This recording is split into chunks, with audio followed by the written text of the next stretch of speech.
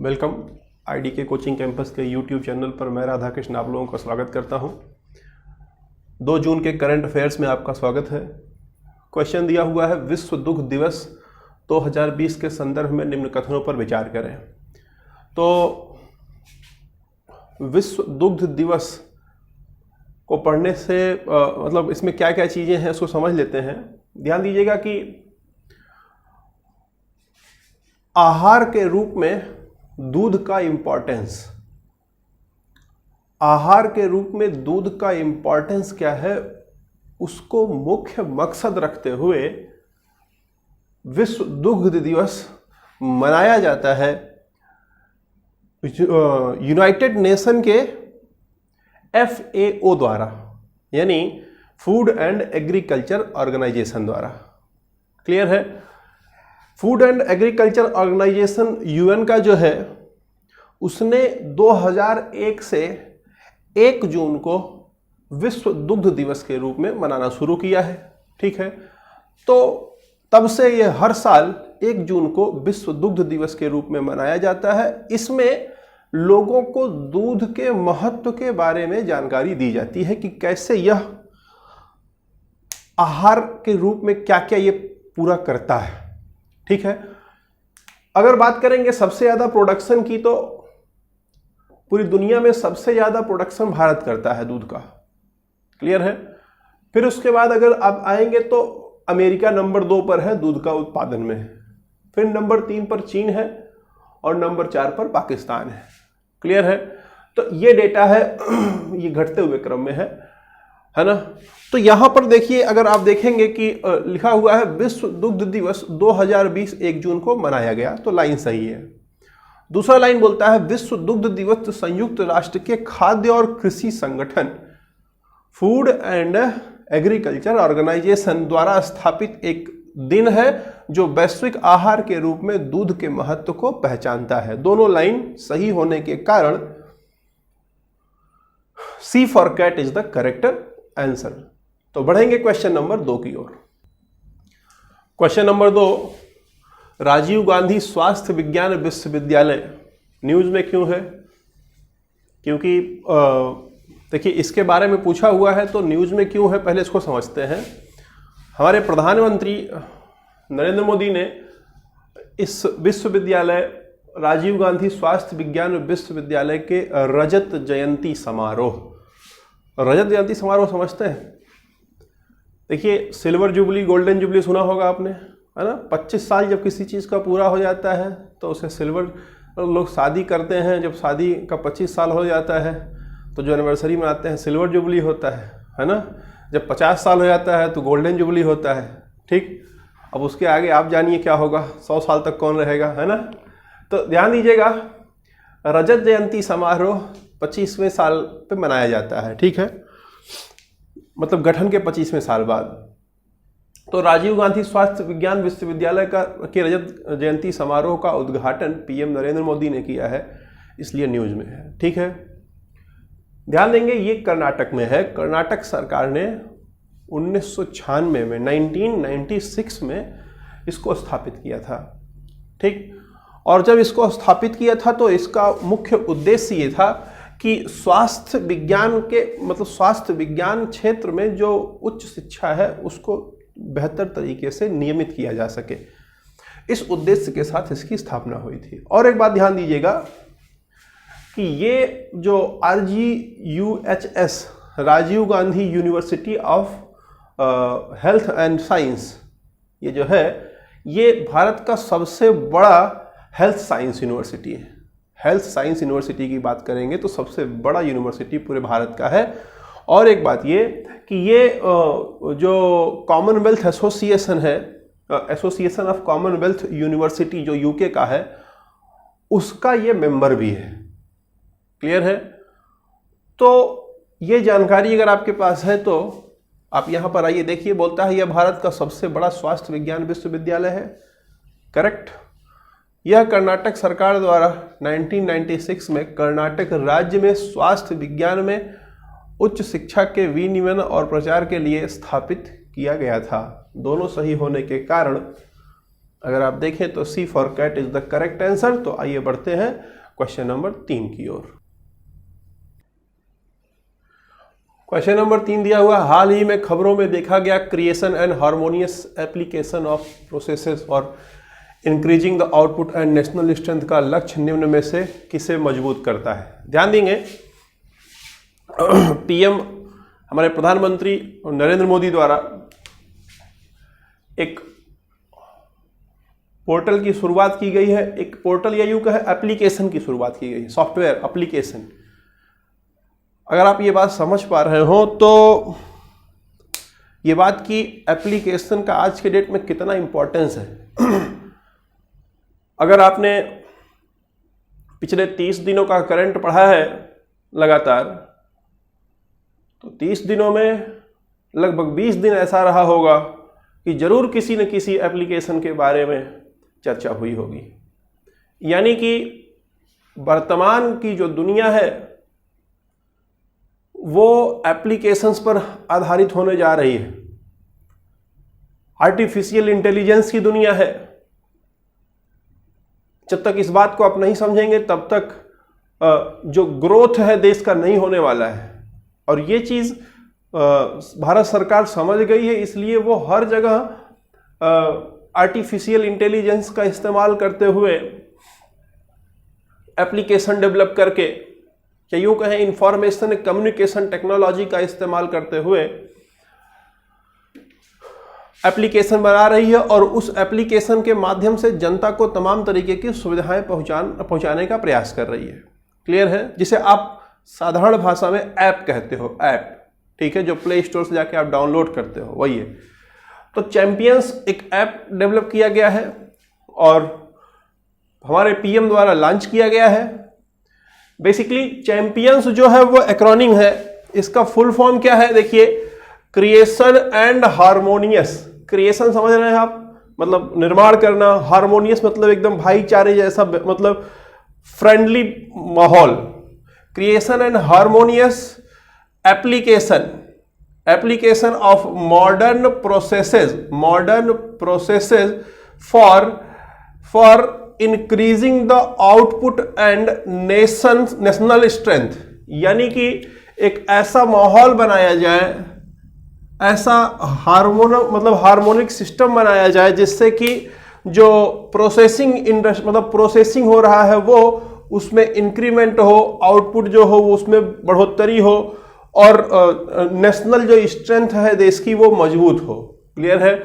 तो ये लक्ष्य रखा गया और ये बेसिकली देखिए इसके पीछे मकसद है एमएसएमई को मजबूत करना, माइक्रो स्मॉल मीडियम इंडस्ट्री जो है उनको मजबूत करना। तो बोलता है कि माइक्रो स्मॉल मीडियम इंडस्ट्री से जुड़ी हुई किसी तरीके की कोई समस्या, कोई जानकारी चाहिए, कोई कंप्लेन आपको दर्ज करना है, कुछ भी, उसके लिए ये एक वन स्टॉप सॉल्यूशन की तरह काम करेगा।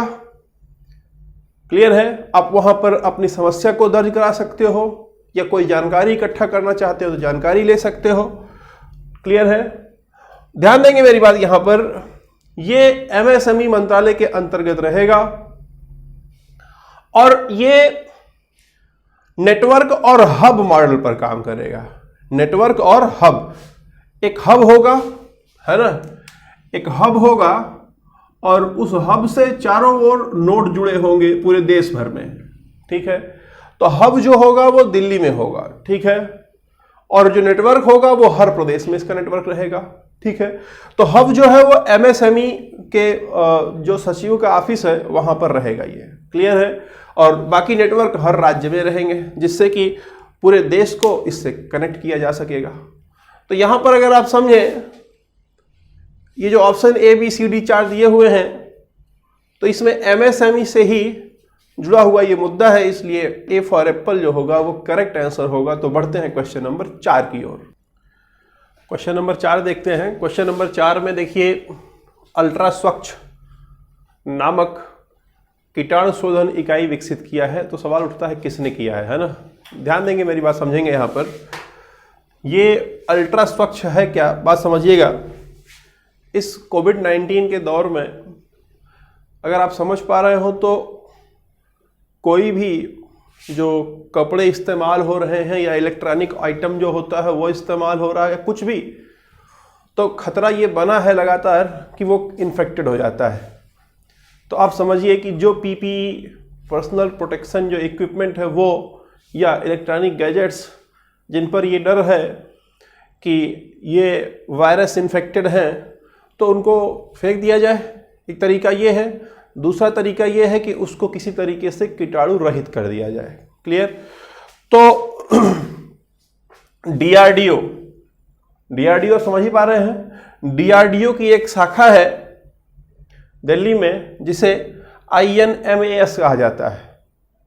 ठीक है, INMAS ने gel craft health care private limited Ghaziabad के साथ मिल करके, मतलब इन दोनों ने मिल करके अल्ट्रा स्वच्छ तकनीक डेवलप की है, जिसके अंतर्गत पीपीई, इलेक्ट्रॉनिक आइटम्स, कपड़ा या कुछ भी, उसको कीटाणु रहित बनाया जा सकता है। समझ आ रही है बात? तो बेसिकली अगर आप यहां पर समझें तो डीआरडीओ का ही जो है ये एक सब्सिडरी संस्था है। तो यहां पर अगर आप समझें तो ऑप्शन में डीआरडीओ दिया हुआ है, CSIR दिया हुआ है, IIT मद्रास दिया हुआ है, इनमें से कोई नहीं दिया हुआ है। तो आप इनमें से कोई नहीं मार सकते क्योंकि डीआरडीओ की ही ये संस्था है। ठीक है, ये INMAS। ठीक, तो यहां पर आप ऑप्शन पहला ए वाला मारेंगे। क्लियर? तो चलते हैं क्वेश्चन नंबर 5 की ओर। क्वेश्चन नंबर 5 में देखिए, पीएम स्वनिधि के संदर्भ में निम्नलिखित कथनों पर विचार करें। पीएम स्वनिधि, अगर आप इसका ये जो स्वनिधि है, पीएम स्वनिधि, ये एक्रोनिम है। इसका जो फुल फॉर्म है वो क्या है समझिएगा। पीएम से प्राइम मिनिस्टर, स्वनिधि में यस से स्ट्रीट, ये देखिए street vendors Atmanirbhar Nidhi, street vendors Atmanirbhar Nidhi. Street से यस लिया, वेंडर से वी लिया, आत्म से ए लिया, निर्भर से NI लिया और निधि से लास्ट का DHI लिया, तो हो गया स्वनिधि। क्लियर? तो ये जो पीएम स्वनिधि है, इसको आवास और शहरी विकास मामलों के मंत्रालय ने स्टार्ट किया है। इसकी खास बात यह है कि शहरों में जो छोटे छोटे वेंडर्स हैं, वेंडर्स में मतलब जिसमें आप फेरी वाला, रेहड़ी वाला या अखबार जो बेचता है ना, जो हॉकर है, वो, इन लोगों को मजबूत बनाने के लिए एक माइक्रो फाइनेंस किया जा रहा है, यानी कि 10,000 रुपया इनको दिया जा रहा है। ठीक है, अब आपको लगेगा 10,000 रुपया काफ़ी कम है, लेकिन अब आप समझिए कि रेहड़ी लगाने के लिए या ठेला जो सब्जी आप देखते हो लगाने के लिए या अखबार बेचने के लिए, या ऐसा जो धंधा होता है छोटा छोटा, इन छोटे छोटे धंधों में 10,000 रुपया पूंजी पर्याप्त होती है। तो बोलता है उनको 10,000 रुपया दिया जा रहा है और बोला कि अगर ये 1 साल के कार्यकाल में मासिक किस्तों में इसको चुका देते हैं समय पर, तो इसकी सीमा बढ़ा दी जाएगी। वो निर्भर करेगा कि वो इंसान जो लिया हुआ है उसने कितने समय में किस तरीके से चुकाया है। अगर उसकी क्रेडिट अच्छी रही तो उसको और ज़्यादा ऋण दिया जाएगा। समझ आ रही बात? आगे बोलता है कि अगर वो समय पर चुका दे या समय से पहले 6 माह तक में अगर चुका देता है तो बाकी बचे समय में, ध्यान दीजिएगा, जैसे 6 माह में अगर चुका दिया वो 10,000 रुपया, तो बाकी बचा जो 6 महीना है उसमें बैंक उसको इंटरेस्ट देगी 7% के हिसाब से कि आपने सही समय पर चुका दिया लोन, अब इस पर आपको इंटरेस्ट दिया जाएगा। तो कितनी बढ़िया स्कीम है ना? तो अगर आप यहां समझें तो इसकी शुरुआत जो है आवास, पहली बार ऐसा कुछ हुआ है कि शहरी गरीबों के लिए ऐसा कोई प्रोग्राम लाया गया है, नहीं तो ग्रामीण गरीबों के लिए बहुत सारे प्रोग्राम लाए जाते हैं, लेकिन शहरी गरीबों के लिए इस तरीके का कार्यक्रम पहली बार लाया गया है। तो PM street vendors Atmanirbhar Nidhi, पूरा इसे पीएम स्वनिधि कहा गया। क्लियर है? तो बोलता है यह स्ट्रीट वेंडरों को किफायती ऋण प्रदान करने के लिए एक विशेष माइक्रो क्रेडिट सुविधा योजना है। तो लाइन सही है। दूसरा बोलता है वेंडर 10,000 रुपए तक के कार्यशील पूंजी ऋण का लाभ उठा सकते हैं जो 1 वर्ष के कार्यकाल में मासिक किस्तों में चुकाने योग्य होगा। दोनों लाइन सही है, इसलिए सी फॉर कैट जो होगा वो करेक्ट आंसर होगा। तो बढ़ते हैं क्वेश्चन नंबर 6 की ओर। अब क्वेश्चन नंबर 6 देखिए। क्वेश्चन नंबर 6 में यहां पर दिया हुआ है लॉन्ग रेंज फोरकास्ट के संदर्भ में निम्न कथनों पर विचार करें। फोरकास्ट क्या होता है? फोरकास्ट का मतलब होता है पूर्वानुमान। जब मौसम का पूर्वानुमान लगाया जाए तो उसे फोरकास्ट कहा जाता है। समझ रहे हैं? तो लॉन्ग रेंज फोरकास्ट मतलब दीर्घावधिक पूर्वानुमान। ध्यान दीजिएगा, भारत का मौसम विभाग, भारतीय मौसम विभाग मानसून का 2 चरणों में पूर्वानुमान करता है। क्लियर है? फोरकास्ट जारी करता है, लॉन्ग रेंज फोरकास्ट। एक तो अप्रैल महीने में करता है और दूसरा जून महीने में करता है हर साल। ठीक है? तो अभी जून महीना शुरू हुआ है तो फोरकास्ट आ गया है। किसका? भारतीय मौसम विभाग ने हमारे देश में जो मानसून आएगा उसका फोरकास्ट कर दिया है। उस फोरकास्ट के हिसाब से बोला कि जो दक्षिण पश्चिम मानसून होगा, ये वाला है ना, दक्षिण पश्चिम जो मानसून होगा जो इधर से आएगा ये अरब सागर से, बोला कि ये सामान्य अवधि तक रहेगा, यानी कि जून से लेकर के सितंबर तक में रहेगा।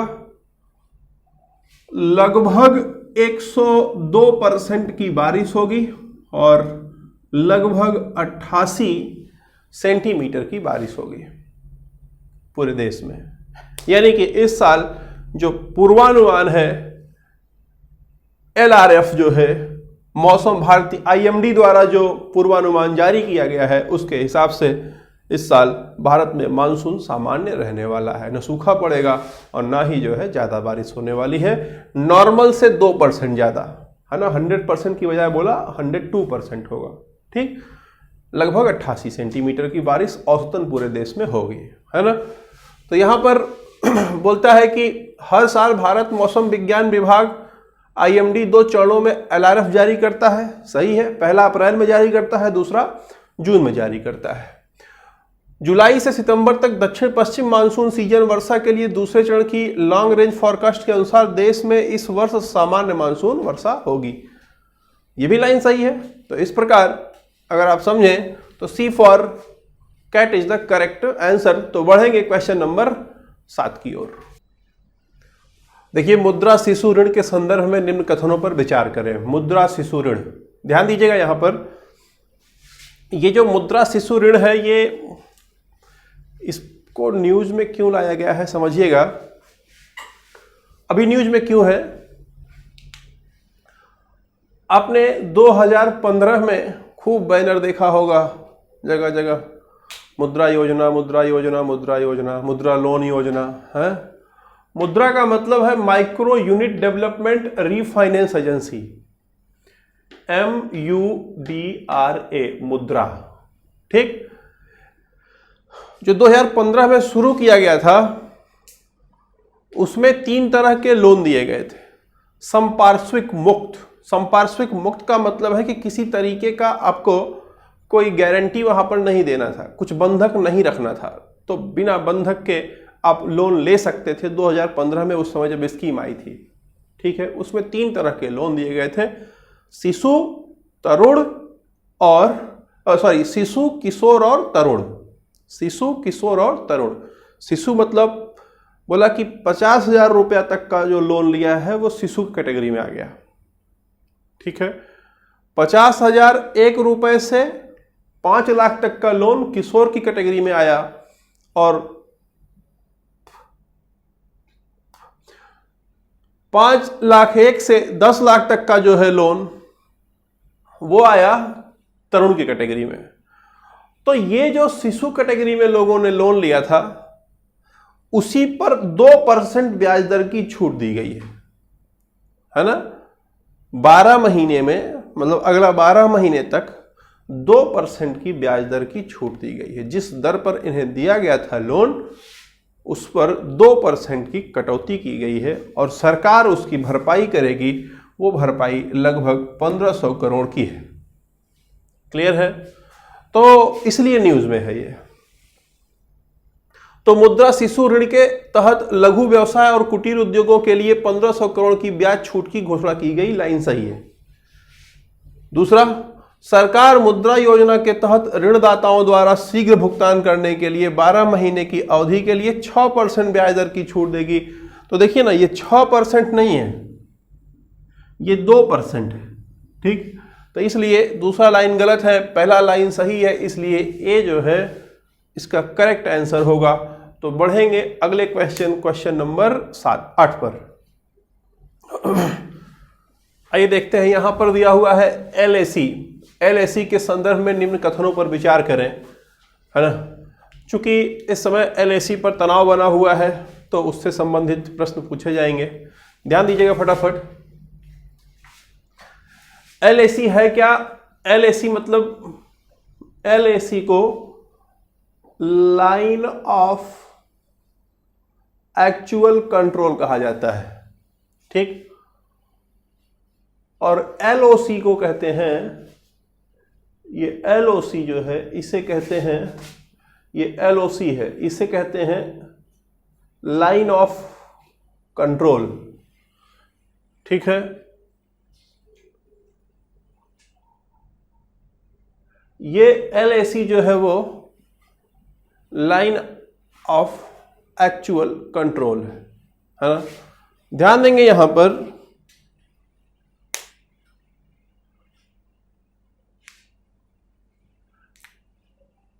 जो शुरुआत की स्थिति है यहां पर, ये जो आप देख रहे हैं रेखा, ये है ना, बोला इस रेखा को हम लोग जो है जो निर्धारित किए, तो भाई जाहिर सी बात है कि लाइन ऑफ एक्चुअल कंट्रोल होगा, है ना। लेकिन सॉरी, लाइन ऑफ कंट्रोल होगा। लेकिन हुआ ये कि ध्यान दीजिएगा, चाइना ने भारत पर आक्रमण करके ये जो रेखा थी इसको खराब कर दिया, या यूं कहें बदल दिया। चाइना यहां तक आ गया। ठीक, बात आप समझिए। यहां पर पूरा डिटेल में इसलिए नहीं समझा रहा हूं क्योंकि जो है पहले इसको मैं समझा चुका हूं, लेकिन फिर भी देख लीजिए फटाफट। यहां पर जो रेखा तय की गई थी वो 1868 के आसपास WH जॉनसन के द्वारा तय की गई थी, इसलिए इसको जॉनसन रेखा कहा गया था। जॉनसन आए और जॉनसन ने जो है देखा कि कौन किसको कर दे रहा है। यहां के लोग अगर कर इधर दे रहे थे तो इनको जम्मू कश्मीर में शामिल कर दिया, इधर वाले लोग कर दे रहे थे अगर तिब्बत को तो तिब्बत में कर दिया। ठीक है, तो यहां से एक रेखा खींची जिसे कहा गया लाइन ऑफ कंट्रोल। यहां पर उतना प्रॉब्लम नहीं है। इधर लास्ट में आकर के अरुणाचल प्रदेश में, यहां पर ध्यान दीजिएगा, Henry McMahon, sir Henry McMahon और चाइना और तिब्बत तीनों को बुला करके, मतलब हेनरी मैकमोहन ने चाइना और तिब्बत को बुला करके इस विवाद को सुलझाने का प्रयास किया था उस समय। लेकिन चाइना ने कहा कि अगर आपको यहां का रेखा खींचना है तो हमसे बात करिए, तिब्बत से बात मत करिए। लेकिन तिब्बत स्वतंत्र राज्य था, स्वतंत्र देश था उस समय, तो तिब्बत से बात करके यहां पर रेखा खींच दी गई। क्लियर है? चाइना बोलता है कि इसमें तो हम थे नहीं, इसमें तो हम भागीदार नहीं थे, और यहां पर भी जो रेखा WH जॉनसन ने खींची थी उसमें उन्होंने अकेले अपने मन से खींच दिया था। तो इसलिए जो ये रेखा है, चाहे ये वाली मैकमोहन रेखा हो और चाहे ये WH जॉनसन वाली जॉनसन रेखा हो, इस दोनों को हम नहीं मानते हैं। क्लियर है? उनका कहना है कि हमारा और यहां तक है। समझ पा रहे हैं बात आप? अब आप देखिए, इसी को लेकर के विवाद है। यानी कि जो लाइन ऑफ एक्चुअल कंट्रोल है वो कहीं पर हमारे देश में खींची नहीं गई है, इसकी कोई वास्तविक स्थिति कहीं पर है नहीं, इसलिए प्रॉब्लम रोज की रोज हो रही है। ठीक है ना। और दूसरी बात अगर आप देखेंगे तो ये भारत का क्षेत्र है, ये पूरा हम लोग एलओसी मानते थे, लाइन ऑफ कंट्रोल मानते थे। ठीक है, लेकिन ध्यान दीजिएगा पाकिस्तान ने जो है यहां पर जब आजादी के समय, आजादी के तुरंत बाद यहां पर आक्रमण कर दिया था, या यूं कहें कि कुछ ऐसी स्थिति बनी थी, उसको बताएंगे डिटेल में कभी, कि पाकिस्तान ने आक्रमण करके ये क्षेत्र जीत लिया था। ठीक है, तो ये वाला तुरंत समझौते में गया, तो जो सेना जहां थी वो वहीं पर रह गई, तो ये वाला लेखा हो गया एलओसी का। तो इधर वाला जो है वो पीओके कहलाता है, पाक ऑक्युपाइड कश्मीर कहलाता है। क्लियर है। तो ये वाला रेखा इस रेखा से अलग है। क्लियर है, बात समझ में आ रही है। तो अब आप देखिए यहां पर बोलता है वास्तविक नियंत्रण रेखा एलएसी के संदर्भ में निम्न कथनों पर विचार करें। बोलता है यह सीमांकन है जो भारतीय नियंत्रित रेखा को पाकिस्तानी क्षेत्र से अलग करता है। नहीं, ये देखिए एलएसी नहीं अलग करता है, एलओसी अलग करता है पाकिस्तान और भारत को यहां पर। ठीक है, तो पहला गलत हो गया। दूसरा बोलता है यह केवल एक अवधारणा है, इस पर दोनों देशों की सहमति नहीं है, न तो यह किसी के नक्शे पर चित्रित किया गया है और न इसे जमीन पर सीमांकित किया गया है। यह भी लाइन सही है। तो दूसरा लाइन सही है, पहला लाइन गलत है, इसलिए बी फॉर बॉल जो होगा वो करेक्ट आंसर होगा। उम्मीद करते हैं कि आपको समझ में आया होगा, क्लास करने में मजा आया होगा, और अच्छा लगा हो तो कमेंट करिएगा। Thank you.